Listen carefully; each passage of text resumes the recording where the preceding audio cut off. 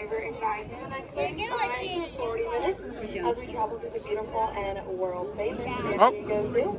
This is one of two front doors of research and conservation for what is known as the San Diego Zoo Wildlife Alliance. We have this zoo and the safari park in Escondido, and we have 8 different hubs of research and conservation all around the world, where we are working to collaborate and innovate with different groups to find different conservation solutions. And our goal is to create a world where all life can thrive. So since our nonprofit here visiting here today is going to that mission. So thank you very much for being here, everybody. Before we get into the tour, though, I do have a few landmarks for everyone. Right now, we are driving across Front Street. This is at the bottom of your map. If you'd like to get a map, you can do so over at the tourism membership booth. It's down slightly behind us to the right. And you can also get a map on the free San Diego Zoo app. You can have it on your phone. And right up here on Front Street is where the Jumbo Parade will be later tonight at around 7:45. And then up to the left, that's the one and only exit of the zoo. You don't need it for a long time, not till 8 o'clock. But if you go past that sign, you're going to find areas like the Reptile House, Reptile Walk, Wildlife Explorers Base Camp, and Sky Safari East. Some of my favorite things over there are in Base Camp, and they are the axolotl and a raccoon. There really is a raccoon here. He was actually rescued, living on a boat, and his name is Skipper. We'll go see him. I'll go see him today. He's a really special little guy. But with that, we're going into the rainforest, and all along our journey together, we'll be passing lots of plants, other people, and other vehicles. So it does really help me out a lot if we all remember to keep hands, feet, heads, and tails safely inside the bus. Also, don't forget to hang on to all personal belongings, because if something does happen to fall on the ground, I might not be able to pick it up. I'll do what I can, but please be very careful with your things. And what's the last thing I'll show you? Oh yeah, if you want to stand, you are more than welcome to. Just make sure that feet are on the ground, not on top of a chair, because that's not a safe place to stand. And please try to hold on to something. Okay, that's enough safety. Let's go ahead and see what's going on through the zoo. The first habitat we're arriving at belongs to the Malayan tiger. Now, I did drive over here this morning. Didn't see the tiger, but he decided to join us today. Oh, he's on the other side. I'm getting a live report. He's on pedestrians on the ground. So he is apparently not visible at this time. But you know what they say, tigers have stripes. They don't want to be spotted. So clearly it's working out for him extremely well. I know, it's so funny. But yeah, we're going to come back and see the tiger later. There's actually 2. They're half brothers, but they're solitary by nature, so they each have their own habitat. This is the Tiger Trail, and you can get to it from Treetops Way, which starts more toward the front of the zoo, and also you can get to it from Hippo Trail, which starts more toward the bottom of the hill, where we're heading right now. You can always see them. Okay, but here not, because there are more animals to visit. First off, hard to say, but there is a big pool. There are some hippos hanging out in there. You can try to see them through the leaves. Yeah, I saw the hippo. A group of hippos is a really fun name. It's called a float. Into the water? But the float. You will see it when the tree, clear the tree, you will see it. Right there, Cody. There's 2. 2, yeah, 2. Right in front of that window down there on Hippo Trail. They do, of course, Daddy, don't drop the phone. I know. You can always see them swimming. Well, actually, they can't swim. What they do is they tiptoe along the bottom of the river and float around. You can see them doing that. And you can see them playing together as well. Yeah, 2 hippos. But farther away from us, kind of on that habitat better sliver with all the trees, there's an okapi over there. But for a striped that's the animal we're looking for. So the okapi is a close relative to the giraffe. These animals were believed to be mythical creatures by Western scientists up until the late 1970s. They did not believe local accounts that they were but clearly it's a real animal. So now living in the dense forest of the Democratic Republic of the Congo. I mentioned that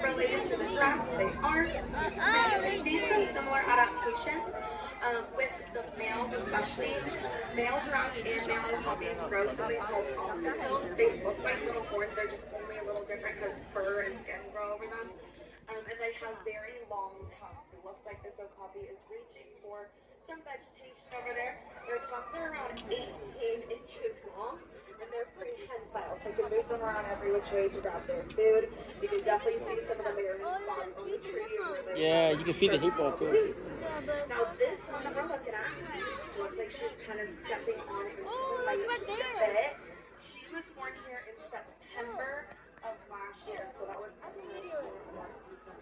No. I don't know, like 9 months. Not that quickly. Yeah, too far, pretty. Let me. Right on habitat, her mom's phenomenal, and mom is hanging out underneath that shade that you can see towards the house. Oh, I saw it. Yeah. Don't live here, but in the wild, mom takes care of babies. So dad's hanging out in the back habitat right now behind the scenes, and then he trades out with his baby and Monica has her girlfriend every day. Maybe you can see him another time. But she's just so cute. And again, she was born here. She was born in a program called the Species Survival Plan. I'm going to call it the SSP for short. To put it very simply, the SSP is Assisted Online Dating for endangered animals. Bamboo. We're finding them dates based on their genetics with the help of other zoos and sanctuaries that are accredited by the Association of Dating Aquariums, just like us. Monkey. And then we get them together and hope for the best. Clearly, the companies were successful, and the SSP is important because it's creating a hedge against extinction, and through it, we've been able to reintroduce over 40 endangered species back to the wild. And I will be doing my best to point out as many SSP babies as I can. And the rest that way, we already was that earlier. Okay, another landmark. It's on the right-hand side. It's a big red sign with the number 15. That is called a map locator. You're going to be finding those all over this nearly 100-acre zoo to help you figure out where you are. They match up to spots on your paper map and your digital map. But if you were to go to the right of that sign and walk up that road just a little ways, you would find the Panda Ridge. Now for the pandas, you don't need any special tickets to see them. Just know that that habitat closes at 5:30. It does close for the rest of the zoo, so please don't arrive at 5:35. You will be disappointed. Make sure to be in the same island by 5:30. You will have an opportunity to see those giant pandas, and maybe we'll see you guys down there later. Who knows? With that, I do have a question for you. Does anybody like birds? Where are you? I'm alone. Or actually, maybe not, because the bird agreed with me Yeah. a moment ago. But I'm going to show you a bird either way. Here they are, the little heavy bones. Those help them to get down into the water. And their feathers are not entirely waterproof. They can take in a little bit of water, and that helps them to get deeper into the water as well.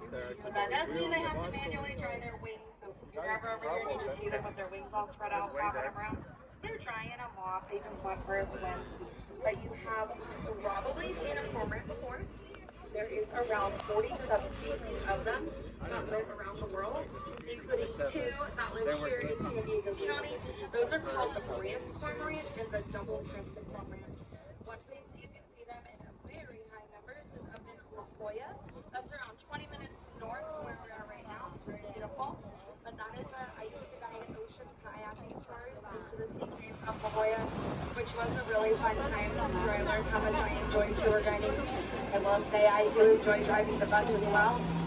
One of the nicest parts about the bus is that I don't have any concern with any of you falling into the ocean on this tour, and that is really relaxing for me. What I learned about the cormorants, my favorite thing I discovered, was about their dating process. Because the male cormorants, once they find a female that they can have a healthy chick with, they stick with her for the rest of their life. And then they will court her each and every breeding season by bringing her piles of dried up seaweed as a gift. No, we don't have the bus. We'll pay by 40 minutes, so we need to wait there. She poops them. Very romantic. We didn't go here yet. Telling the male, yes, I would love to build a nest with you again this year. It's a really beautiful love story. And then they use that food-covered seaweed to start building their nest together. But speaking of animals that live by the ocean, we are going to try to see a polar bear another one right here. This one, but we'll give it a try. So I'm gonna park here for a sec, and I do need your help. Oh, there's a bird over there. You guys love birds. You actually do love birds, and I do appreciate that. But just give me a thumbs up if you see a polar bear, and a thumbs down if you don't. Both answers are correct. Okay, kind of what I thought. And that's okay. It does. They're probably hanging out in a more discreet area in the habitat at this time. But their habitat is called the polar plunge. You can always pop back over to see them again later. And that bird, since you guys actually do like birds, it's called a great blue heron, and they're the largest heron species in North America. You'll see Right there. They're all hanging out here. But yeah, polar plunge. It is at the top of your map in the blue section. And there's actually two female polar bears that live here. They were both rescued from the wild. One of them was orphaned at only 3 months old, and the other was found abandoned when she was a cub, and she was digging through dumpsters up in northern Canada to find food. So they were both in some tough situations, and they did need human intervention for their local place to help be able to visit them later on today and see them doing their thing. Hey, come here. Sky Safari. This is the west entrance, and then the Sky Safari East is back toward the front. Sky Safari is included in everyone's tickets and memberships. Just keep in mind that it's a one-way journey, so whichever side you arrive at, you'll be asked to disembark. You can ride it as many times as you want until 8 o'clock this evening, and there's very beautiful views up there. Now, for a few more species or animals that were rescued from the wild, I'm not sure how beautiful. So imagine crossing the 405, just a nightmare. But that is the reality for the mountain lions. But thankfully, my friends, there is quite a simple solution to it, and it is wildlife bridges. There is currently one being built in LA County. Really hope we continue to build more. A wildlife bridge is exactly what it sounds like. It is a safe crossing for wildlife to get where they need it to go. They have been proven to be over 90% effective, which is incredible. That obviously saves wildlife, and it protects humans as well, because hitting anything in your car going really, really fast, that's not Elephant. the wildlife bridge is That way.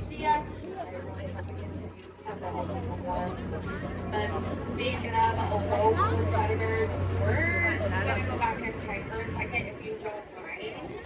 We're going into that Elephant Odyssey. This is a bit like a living museum. I have great speech, but let's hear that currently walking away. Okay. They all represented species from the past of Southern California that lived here 12,000 years ago. So we did just arrive to the Savannah lion habitat, and they were already walking that way, so that's a bummer. But they're probably going over to look for some food. Maybe they're being called into their den. So we're gonna maybe chill for a second and see if anything happens. Maybe some nurture. But yes, the Savannah lions, they represent the American lions that lived in SoCal 12,000 years ago. The American lion was much bigger than the Savannah lion, and they were different because they hunted alone. But we know that Savannah lions live in hunting groups called what, everybody? Okay, yes, thank you so very much. And in these prides, do we know who does majority of the hunting for the pride? It's the girls. Yay! It is the girlies who do 90% of the hunting for the pride, just like how we do most of us driving. This is a very similar situation. We're the only truly collaborative cast. To me, that's the ultimate form of girl power. Some might even say that they slay, and I would agree. And you know who else slays? This beautiful girl just to the right of us, sitting down on the ground. Look at her. Look over here. This is Miss Erie, everyone. That's stunning. Probably the most beautiful girl. She's also going to now she's walking toward the middle of her habitat. Let me pull a little bit more forward. She's a jaguar. Jaguars have a native range through parts of the southwest of the United States. They're also native throughout Mexico and South America as well. And they're the largest cat in the Americas. They're also very strong. They're great climbers, great swimmers, and they have an incredibly strong You see it, right? bite force. Their bite force is around 1,600 pounds per square inch. It's even stronger than the lions, but you can't tell them I told you that. They're really prideful about these things. But yeah, 1,600 pounds gives them a cute little nickname, which is the They go that Skull way. Crusher. They go that way. Really charming. But yes, they do use that to catch their food with a lot of efficiency. In the high behind the Now, tree. jaguars, they're listed as near threatened right now, mainly due to habitat loss. But there's actually very good news about them coming out of the nation of Mexico, and it is that their populations are up by about 30%. This is good news. Predators like the jaguar, they help to balance our ecosystems from the top down. So we cannot have a healthy ecosystem without predators, so we do need them. And the main reason that they're starting to recover is one, due to more awareness people are having about them, where they live, how important they are, and also through the use of sustainably grown products like shade-grown coffee. The elephant hope. Sustainable just is the way of producing things that can happen forever, not permanently destroying Hey, my friends, we have found the elephant, wall 3 of the gentleman. Yeah, more over there. There's 2 elephant tushes facing us. I can't tell which is which from this angle. But I can tell who the one is all the way to the right-hand side, and that is Sunzu way over there. He has a bunch of food on his head right now. He's reaching up high with his beautiful trunk to grab this food. He's way over there. But again, there's the savanna elephants, largest mammals on land, and they represent the Colombian mammoth that lives here 12,000. 3 total, right? That trunk You is see it? really nature's Not 3. ultimate multi-tool. It is their nose. It's an amazing sense of smell. They can smell standing water from several miles away. But their trunks also have around 40,000 individual muscles in them. So they're very agile and very strong. If an elephant was able to perform a bench press, they'd be able to bench press roughly 700 pounds. They're very, very strong. And on top of this, they use it to drink as well. They can suck the water into their trunk and then spray it into their mouth. See the trunk they move the food? Now they're also very social animals, just like us, even if we don't want to admit that. We are social, we need each other to thrive. Same with them. So body language comes into play. That trunk is a tool for body language, but they also have dozens of vocalizations that all have meaning to them and can vary from word to word, just almost like they have a dialect as well. And there's even been a study that was done 2 years ago with science using AI to analyze their vocalization. And what they discovered is elephants have very specific and complex calls for specific members of the herd. They discovered that using AI to analyze vocalizations. I think I just said that. But yeah, so elephants have names for each other, just like us, and that is just one of the many signs of their incredibly high intelligence. That's amazing. Now, my friends, we're going to drive by the Elephant Care Center. It's here on the right.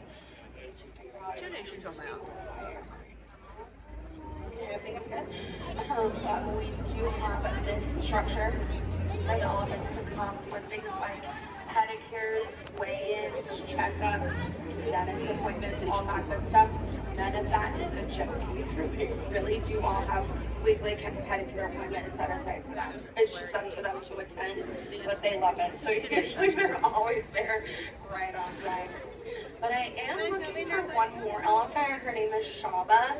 She's got to be around here somewhere. She's around 46 years old. I saw it. Saw it already. Elephants do have a very impressive lifespan. They have been known to live into their 60s, at times even their 70s. Yeah. Oh my gosh, and she's right there. Right there, yeah, behind the... Just past these rocks, there's that big utility tree, and she's just peeking out the other side. What's her name? Shaba. Such a beautiful girl. I think she's having some lunch right now. So what you'll notice about Shaba, she has long, beautiful tusks on her face. But does anyone know what elephant tusks actually are? I do hear ivory, but I'm going to give you a hint of even deeper what they are. They're coming out of her mouth. Those are teeth, my friend. Yes, they are. Those are modified teeth. The elephants have to knock down trees for easier access to food. They can use them to dig to find food underground. And they have them, of course, to protect themselves and their families. So those tusks are very important tools to them as well. But we have deemed those to be very valuable. And unfortunately, that's why elephant poaching has existed for so long. I know this is going to be sad, and it is going to be an emotional roller coaster, but it's very important to talk about. So yes, elephant poaching has been around for a long time. It has been the leading cause of loss of elephant life for many, many years. But I do want you to know that right now, the demand for ivory worldwide is decreasing. Less and less people want to buy these things. I think more of us would rather see elephants alive and well in the wild rather than having a little bit of their teeth that's just going to be in a no point. So that's good. I mean, that the poaching industry is going to get smaller. So we're on the right track, but there is still some work to do. So this is where one of our partners comes in. They're called Teddy Elephant Sanctuary, and they are a group of community members located in northern Kenya, and they have been working to rescue, rehabilitate, and rewild baby elephants that have been orphaned due to the poaching industry. We were able to support them by doing a milk study with some of the female elephants that live at the safari park. And what we discovered is goat's milk is actually really similar to an elephant's mom's milk. So we were able to give that information over to Roteti, and they have been asking local farmers to raise goats. And then they'll buy the milk back from them, getting those farmers a nice income and getting the baby elephants. So they use the trunk to get the totally get back food to to put in the the mouth. wild. Last number I heard that they You see that? rescued See you the about trunk 24 and put it in the mouth. So amazing. So I'm sharing this with you to let you know that that is one of the groups that you're supporting with your visiting here today. So thank you again for being here, everyone. And thank you, Shaba, for coming and hanging out with us. That was really, really kind of you. Every once in a while, she's a little camera shy. So we are lucky that we got to see it from such a wonderful perspective. Okay, friends, we are now moving on, bless you, to the hub that is close to us here in San Diego County. But I'll slow down real quick. Camel. So I know you want to see the camel. See camel. Hey, camel. Yeah, Kids right here. are shedding right now. Yeah. But they're still beautiful. But the hub we're heading to is the Southwest Hub of Research and Conservation. And you guys are going to love this because y'all like birds, so I'm excited to share this with you. But we're going to be visiting with the California condor, everybody. Actually, condors. There's two that live here. And they're besties to raise it. But here we are. So there is a California condor up on top of the tree in the middle of the habitat. And then there's one on the boulder that's all the way over here. These are the largest carnivorous birds in North America. They have a wingspan that can reach up to 9.5 feet across. This bus we're on right now is around 80 The top of the and in addition to being very large, you're also going to notice immediately they're very bold. I mean, I think they look really handsome, though. I think they pull it off very well. But this bald head is not just a fashion statement, even though it doesn't appear to do that. It's actually very functional for them because of their diet. They eat something called carrion. And that is a very fancy word that means dead carcasses. That is indeed what they consume. So you can imagine how messy that food would be. So that is why they don't have feathers on their head. It helps keep them clean. And on top of this, they do take more baths than most other birds. So they're very much on top of their self-care. Same with vultures. Vultures are always bathing. They know they're eating messy food. They're on top of it. But when they're eating all those dead things, they're actually doing a great service for human health. They are helping to clean up all that decomposing material. They're keeping it out of the waterways that we drink from. And their stomach acid is strong enough to digest things like rabies. So they are helping to stop the spread of disease from other animals into us. But that's another species that has been through it. Back in the 80s, we were down to just 22 California condors left in the wild, extremely low numbers. But here at the San Diego Zoo, we were able to collaborate with the LA Zoo and the California Condor Association to help get across those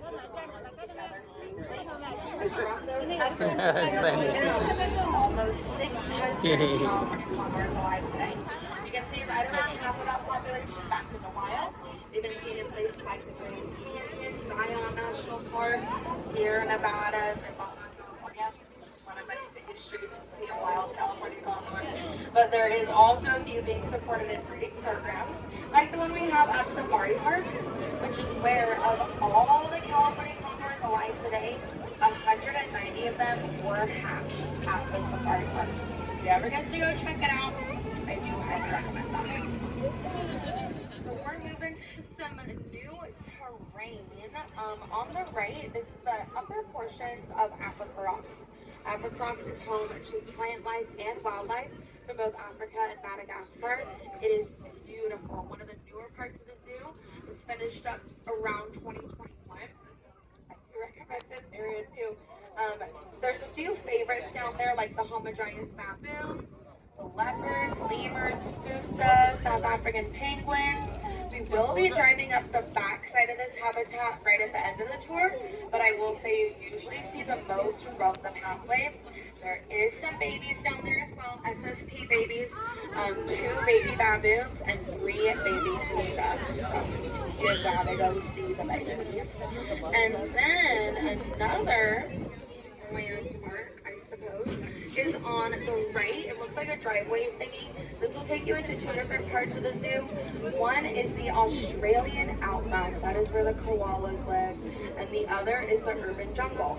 Urban jungle is fabulous. You cannot get lost in the urban jungle because it's one big jungle. But some of the species over there, the big Urban jungle, we was there earlier.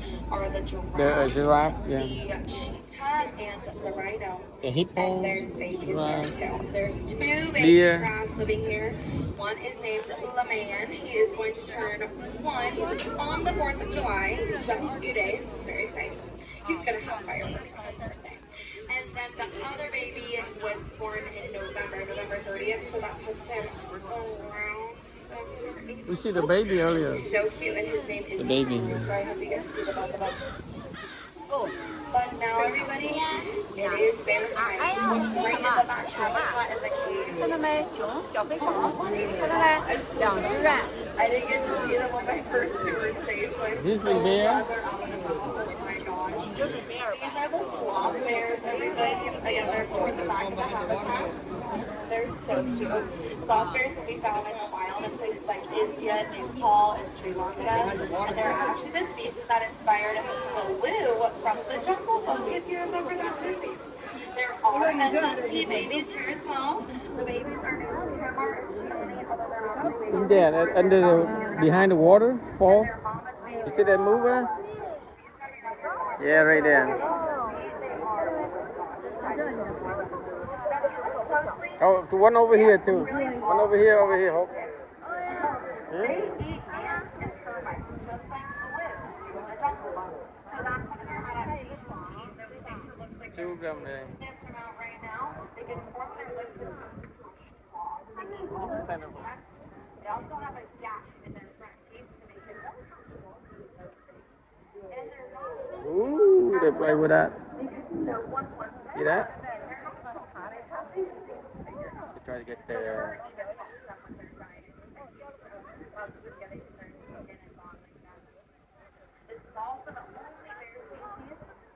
His name.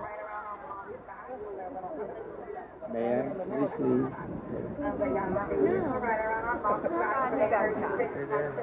Oh, slash. Oh, slash. Yeah. And get a little ride for it. It is so cute.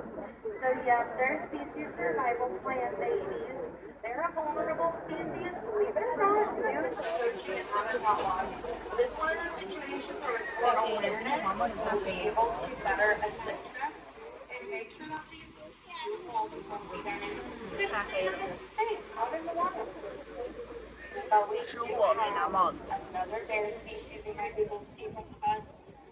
And then there's 2 where we can see from the bus, but also I know where to see them after the tour. But we're going to pop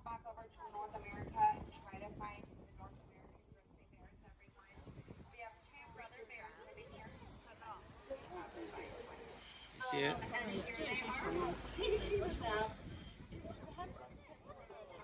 Oh, right there. See that? They're sleeping. Now in Montana, again, they are brothers. They're very tightly bonded together. And these are actually from the wild. They are animals from the wild. When they were little, they were getting really into dumpster diving in campgrounds by Yellowstone National Park with their mom. So they were relocated to multiple times by U.S. Fish and Wildlife Services. But they kept yearning for the dumpsters. They kept going back. So eventually they were deemed non-releasable. The U.S. Fish and Wildlife reached out to San Diego Zoo. We had room at the time. We were able to collaborate to provide them shelter. And here they are, almost 20 years later. They were both around 19, and their mom did make it safely to another zoo as well. Now, this is another side part of the chart, so bear with me. That's really to be honest. But this is unfortunately the exception. Usually what happens with bears in frequent human areas is that they have to be euthanized, and it is so incredibly tragic. Bears do so much for us just by living their little bear lives. Yes, they are predators, they should be respected, but when they're predators, they're balancing our ecosystem from the top down. They also eat a lot of berries, so they're pooping out next year's berry bushes all year long, and they're getting seeds stuck on their fur with their travels, and those seeds get spread off to seed spreaders, and lots of bears eat lots of fish, like coastal brown bears. They bring those fish carcasses into the forest to eat them. They leave the rest behind, and all that becomes fertilizer for the forest. These are all little things that they do just by being themselves, really. So this is why it is so important that we do not feed wildlife, bear or otherwise. That might sound like a fun time to us, but it can be so incredibly dangerous for them.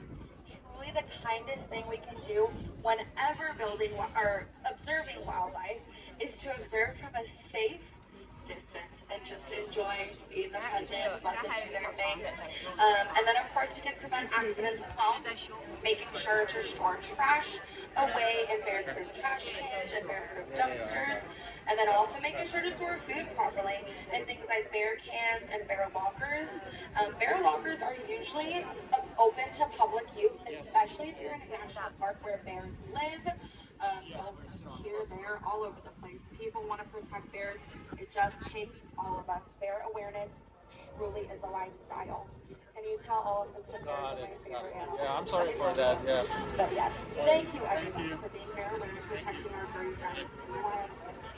Okay, now just the bears we can't see from the bus.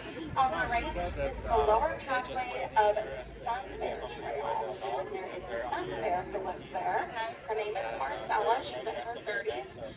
She's so adorable. Sun bears are the prettiest species. But she is quite the elusive gal. So if you see her, it is a lucky day. But then, some bears we can't see are the pandas. Yes, we did discuss them earlier, but I want to give you an alternative route to use. Down this road to the left, that road leads to South Panda Ridge as well. It does connect all the way to the other side where National Meter 15 is. We saw that earlier. So just know that's a Bruce Street. You can also see that there's a bridge up there. That bridge then connects the back of the zoo by elephants and polar bears to things in the middle of the zoo, like the Lost Forest. And depending where the pandas are in their habitat, sometimes you can see them from the bus, just as a little insider secret that I just said on the microphone. And there's elevators behind us too, so if you decide you're down to the zoo hills, I get it, there's elevators back there to ascend. But speaking of hills, we're going up one more hill, then we're going to see koalas, that will be awesome. But we're going to go up the back side of Africa right now. We talked about this earlier. If you look to the left, you might be able to spot a penguin or two. They are kind of hard to see, but there's South African penguins that live here. You'll find more in South America, just to name a few. We talked about cormorants making their nests out of chips earlier. Penguins do the same thing. Because they're really classy name for it, guanos. It's a really cost-efficient way to build their home. So you build their nest with their food. There we go, a lot of things, a lot of things. But unfortunately, a lot of their food has been taken because it does make great fertilizer. So that's a good way to protect them. Let them keep their food. It's as simple as that. We can use alternative fertilizer options. look who it is. They're stunning. Right now, leopards are one of the rarest cats in the world. We have had 4 more leopards born here in the species survival plan. They're so beautiful. Leopards will be found living on the continents of Africa and through Asia as well. We did see the jaguar earlier, and there are a few differences to them.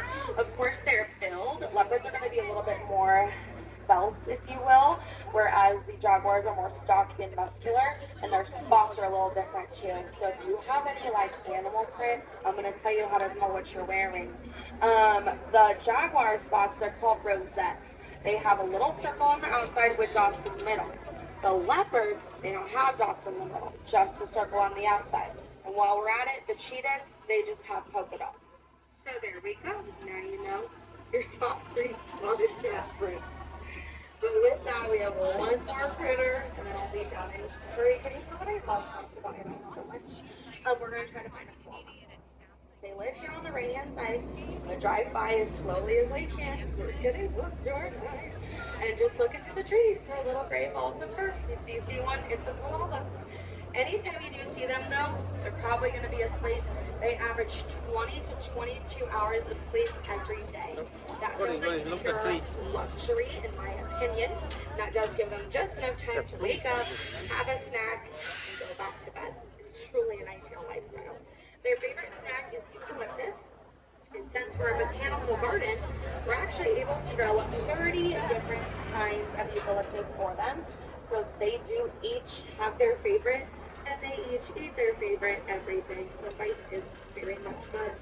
But eucalyptus naturally has a toxic enzyme in its leaves, so that's why the koalas are always sleeping. It takes a lot of energy to digest that enzyme. But they continually choose to eat it as a species, so that's really on them. But we have some great news coming out of the koala colony right now, and it is that there is 3 joeys here right now. 3 joeys. 2 of them have reached the age where they can start coming out of mom's pouch, but the other one is not quite there yet. He's a little bit younger, so he might be a little bit harder to see. Koalas are marsupials, so when they're born, they are only the size of a jelly bean, and they are pink, hairless, and entirely helpless. So the first place they go is right into mom's pouch, and they're going to stay in there for 6 to 7 months. And I am sorry to say that number, but that's how long it takes for the babies to get big enough to start coming out. So maybe we've got a nice view of those little ones later on. So with that, friends, we're going to the unloading zone. But before we get there, I want to thank every single one of you for being here today. Because we're a nonprofit, your visit is going back to helping create a world where all life can thrive. And it's going back to caring for all of the wildlife you've met here today. So once again, thank you so very much. There's a couple other things going on in the zoo today. I'm pretty sure it's not 2 p.m. yet, but there is a Wildlife Wonders presentation at Podcast Amazing Wildlife.